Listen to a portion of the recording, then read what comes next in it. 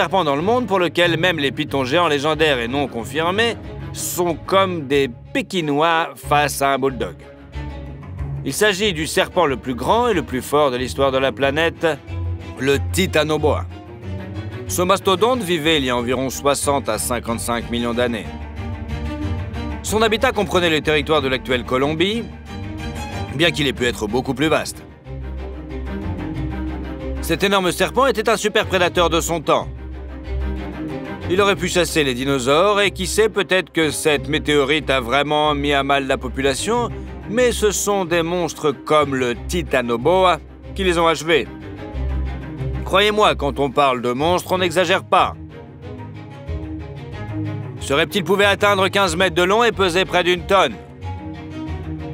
Le Titanoboa est plus long qu'un camion et plus de 2 fois plus lourd qu'un ours polaire. Pouvez-vous imaginer la force d'un reptile doit avoir pour déplacer un tel corps sans membres et même chasser avec succès en même temps? Il était 3 fois plus massif que les serpents géants modernes, les plus grands et les plus uniques. La largeur du serpent atteignait au moins 3 pieds, environ 1 mètre. Et vous êtes déjà heureux que cette créature ait disparu il y a longtemps, non? Mais qui sait, les jungles de Colombie n'ont pas encore été entièrement explorées. Étonnamment, selon les scientifiques, le Titanoboa ne chassait pas les derniers dinosaures, mais les poissons. Ouais, c'est un amateur de sushi. Bien sûr, pour en avoir assez, il devait chasser beaucoup plus souvent que les boas modernes. Mais à l'époque, les eaux d'Amérique du Sud grouillaient de vie. Et une force incroyable permettait à ce serpent de développer une vitesse de nage impressionnante, de sorte que la poursuite des poissons, et même dans les eaux boueuses des rivières, se terminait souvent avec succès pour ce super prédateur. Il est intéressant de noter que dans les gisements datant de l'époque du Titanoboa, les scientifiques n'ont trouvé aucun fossile d'un autre prédateur de taille comparable. Cela signifie qu'après l'extinction des dinosaures, le Titanoboa était très probablement le plus grand prédateur non seulement d'Amérique du Sud, mais aussi du monde entier. Et cela a pu durer des centaines de milliers d'années. En outre, le Titanoboa est le plus grand serpent de l'histoire. Mais s'il ne chassait pas les dinosaures, pourquoi avait-il besoin de dimensions aussi énormes? Les poissons de l'époque étaient-ils aussi monstrueusement grands? En fait, le Titanoboa a pu atteindre une réelle taille pour 2 raisons. Premièrement, après la disparition des lézards d'eau, il n'y avait tout simplement pas de concurrents. Deuxièmement, le climat était alors beaucoup plus chaud. Les conditions climatiques affectent davantage les créatures à sang froid que celles à sang chaud. Les mammifères géants peuvent apparaître dans les climats froids, mais ce n'est plus le cas des reptiles géants. Ils ont besoin d'une véritable chaleur. Voici une autre raison de vous inquiéter du réchauffement climatique. Ne me remerciez pas. En général, ce sont les serpents non venimeux qui deviennent vraiment énormes. Mais il existe aussi des géants venimeux dans le monde. Il s'agit tout d'abord du cobra royal. Contrairement aux idées reçues, il est loin d'être le serpent le plus venimeux de la planète. Mais ce n'est pas pour rien qu'il porte ce titre royal. Après tout, il chasse d'autres serpents et les plus venimeux et les plus dangereux. Même les reptiles qui peuvent tuer un éléphant d'une seule morsure ont peur de ce monstre. Pour chasser cette proie, le cobra royal dispose de tout un arsenal. Il s'agit à la fois de son propre poison, assez puissant, et de sa résistance aux toxines des autres. Mais avant tout, son arme est énorme. Dans un duel, elle l'emporte facilement sur les serpents, qui atteignent pourtant 2,5 mètres. Le cobra royal a une musculature très puissante et une tête énorme. Et surtout, ses dimensions peuvent atteindre 3 mètres, et il s'agit là d'un indicateur moyen. Avec un bon régime alimentaire, le cobra royal peut grandir d'1,5 fois. Et il est prouvé qu'un cobra peut atteindre jusqu'à 3,50 m. C'est la taille des jeunes pythons et boas. Il existe parfois des vidéos montrant des cobras aussi énormes, mais il n'est pas possible de mesurer et de documenter leurs dimensions avec précision. En effet, les cobras royaux ne sont pas capturés que lorsqu'ils s'approchent trop près des habitations humaines. Les voisins effrayés qui attrapent un reptile peuvent toujours le prendre en vidéo, mais personne ne mesurera un tel monstre. parce qu'il pourrait tout simplement t'attraper et te bouffer. Tous les serpents n'ont pas la souplesse suffisante pour s'élever verticalement au-dessus du sol. Cette capacité est un trait distinctif du cobra.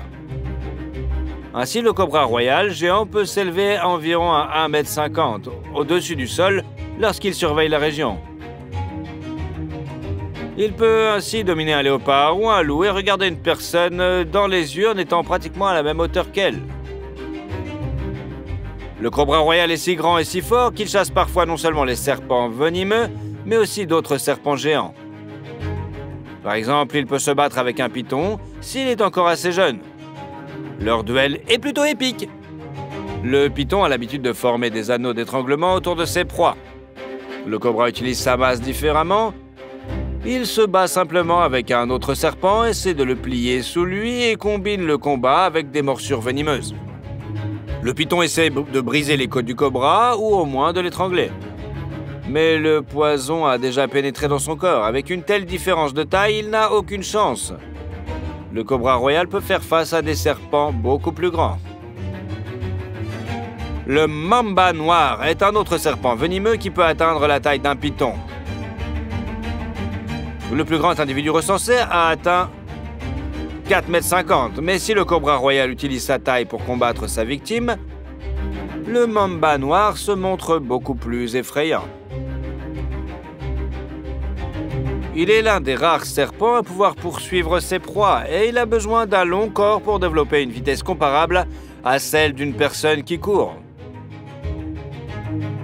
Eh oui, le mamba se fatiguera beaucoup plus vite, mais si vous avez envie d'un hamburger, nous avons une mauvaise nouvelle pour vous.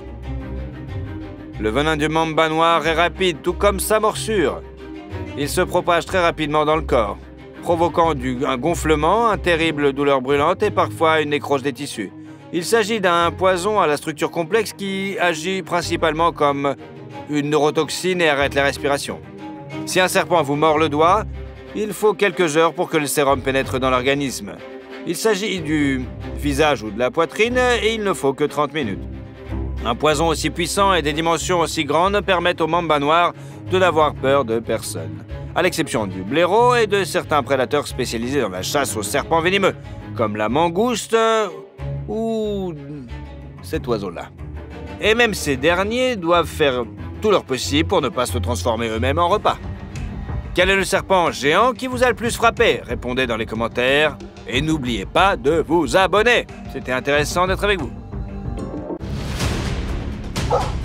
Le chien est environ 2 fois plus grand que le macaque, mais c'était une grave erreur d'essayer de lui prendre sa bouffe.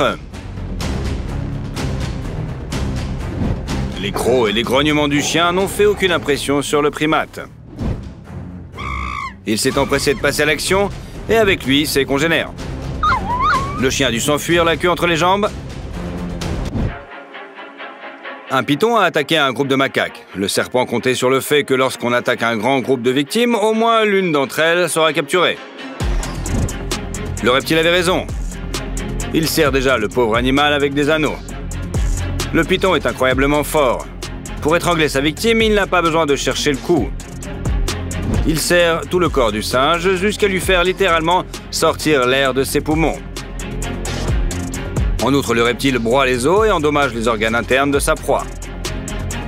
Mais une chose a mal tourné. Une meute de singes, au lieu de paniquer et de fuir dans différentes directions, se met à encercler l'ennemi. Ils veulent combattre leurs congénères et le sauver.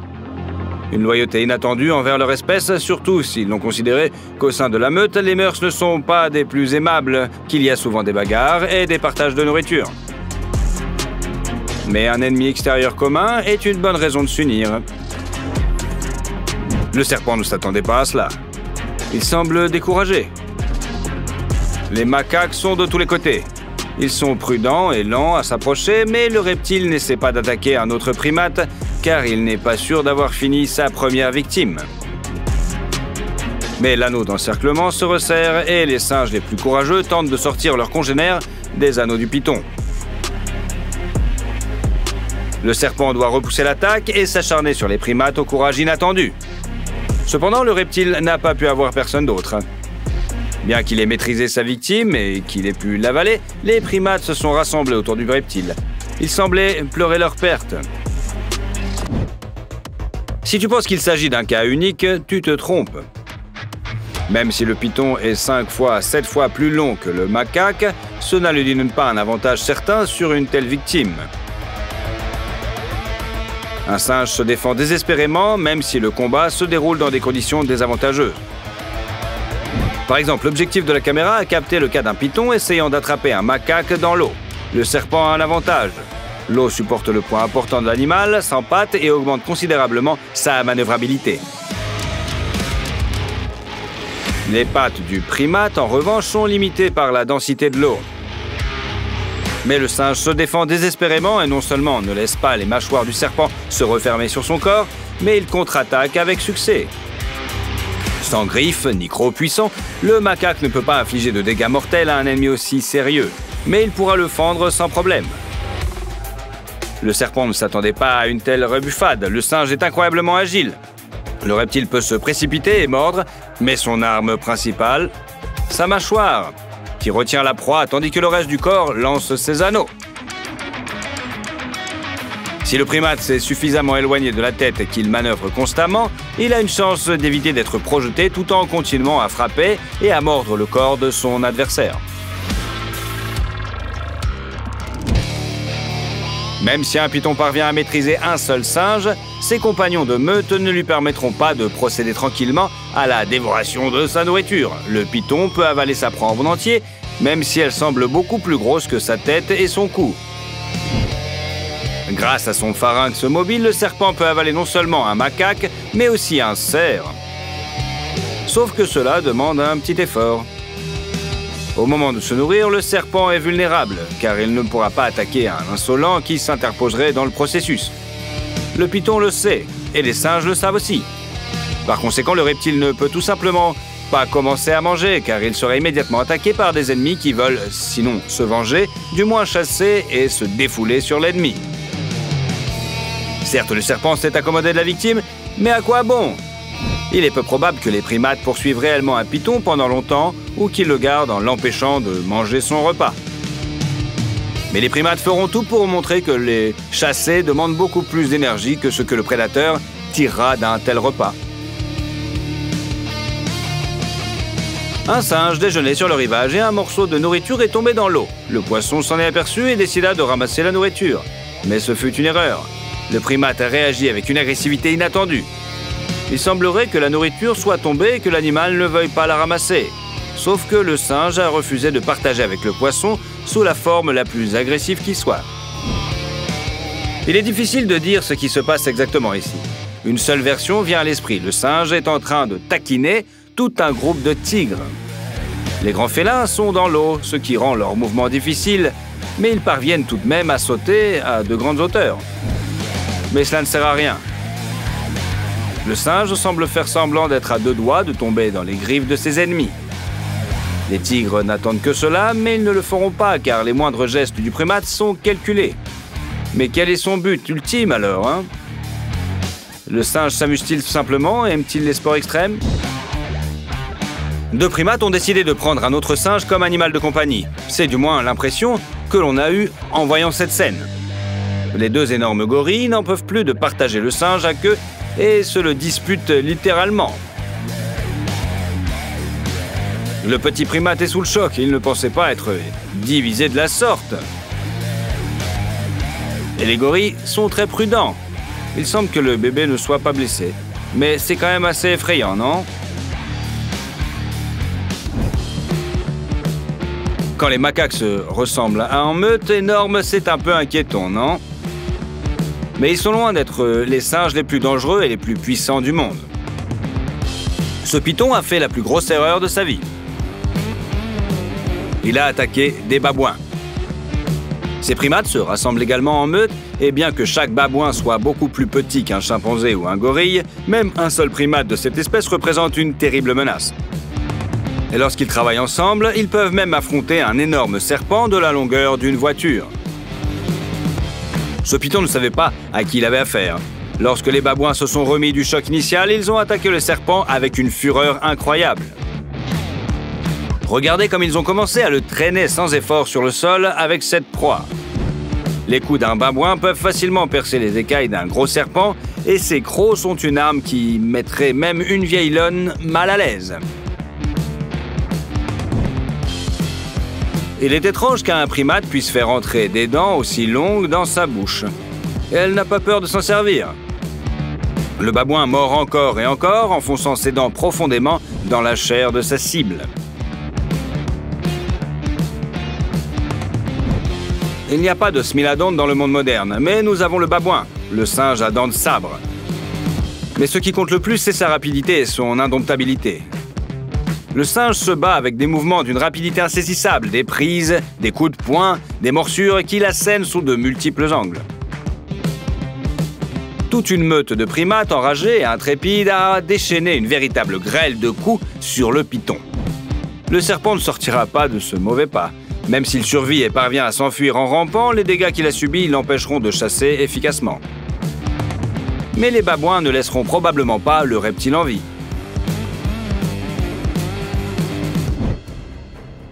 Pendant longtemps, les macaques ont très bien vécu en Thaïlande. Les habitants ne les chassaient pas, même du territoire d'une ville densément peuplée. Les grands prédateurs ne les attaquaient pas et la nourriture était abondante. Pour les touristes d'Europe ou d'Amérique, un petit primate qui n'a pas peur de l'homme et qui s'approche hardiment pour une friandise est un véritable gadget et un souvenir agréable. Les macaques se sont donc habitués à ce que les humains aient toujours de la nourriture pour laquelle il n'est pas nécessaire de faire des efforts. Et puis il y a les poubelles et les plateaux de fruits ouverts. C'est ainsi que la population de macaques a atteint des proportions incroyables. Mais lorsque le tourisme s'est effondré et qu'il y a eu beaucoup moins de voyageurs, les primates de Thaïlande ont commencé non seulement à mendier de la nourriture, mais aussi à la voler. Si vous pensez que les choses se sont arrêtées là, vous vous trompez. Les autorités locales ont sous-estimé le problème. Il semble que les gens ne savaient pas à qui ils avaient affaire lorsqu'ils permettaient à des animaux sauvages de s'installer dans les villes et dans leurs quartiers. Les macaques ont commencé à former de véritables clans et à armer de plusieurs centaines d'individus chacun. Ils se sont partagés les quartiers des villes qu'ils habitaient et ont organisé non seulement des raids sur les ordures, mais aussi de véritables batailles entre eux. Il est intéressant de noter que même une énorme meute de singes évite généralement les humains, même si nous vous conseillons d'être prudents dans ce genre d'endroit. Néanmoins, l'affrontement de deux armées de primates pour une banane pourrie est à la fois effrayant et amusant. Bien sûr, ces primates ne se soucient pas de la circulation, et ils peuvent se livrer à une bataille massive en plein milieu de la journée, à un carrefour très fréquenté. Les voitures s'arrêtent, et les conducteurs n'arriveront jamais à temps, mais ils peuvent regarder un film d'action gratuit. L'essentiel est de ne pas essayer d'intervenir et de séparer les deux camps. Il ne reste presque plus rien de la nourriture pour laquelle de telles bagarres sont organisées. Les singes se jettent les uns sur les autres et forment une sorte d'immense enchevêtrement de dizaines de primates qui se battent en permanence. Des centaines de pattes, des crocs, des yeux furieux et un cri qui rend les animaux sauvages de la jungle encore plus effrayés par les villes. Ça a même l'air un peu fantastique, non? Normalement, les primates ne se traumatisent pas trop, même lors des combats les plus violents. Mais cela ne veut pas dire qu'ils n'essaient pas. Ils passent simplement d'une cible à l'autre rapidement.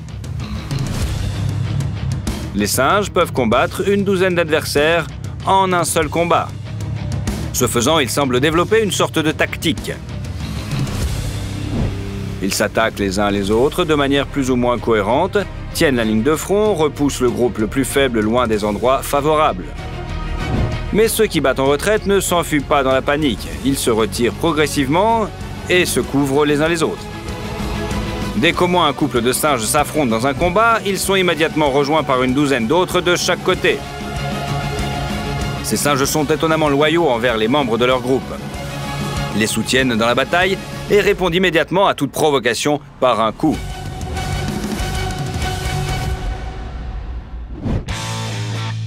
Il est intéressant de noter que les singes ont appris à tenir un terrain fortifié ou surélevé. Alors qu'un groupe tient un siège, ce sont ses ennemis qui passent à l'attaque. Cela semble assez drôle si l'on considère que la hauteur du mur de la forteresse n'atteint pas la hauteur de votre genou. Mais lorsqu'il y a plusieurs dizaines de primates et que la bataille dure une demi-heure, voire plus, les gens ne rient plus.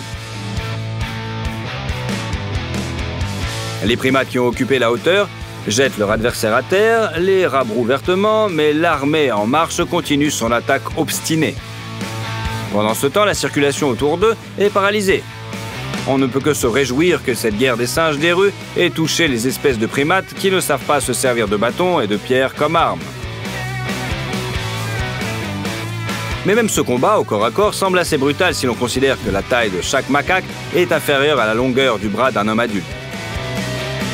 Le simple fait de passer à côté de ces animaux furieux est un peu effrayant, même s'ils ne font généralement que collecter le tribut des humains sous la forme de nourriture et peut-être de quelque chose de brillant. Ces macaques agiles sont des vrais pickpockets. Mais qui voudrait donner son nouveau téléphone à un macaque ?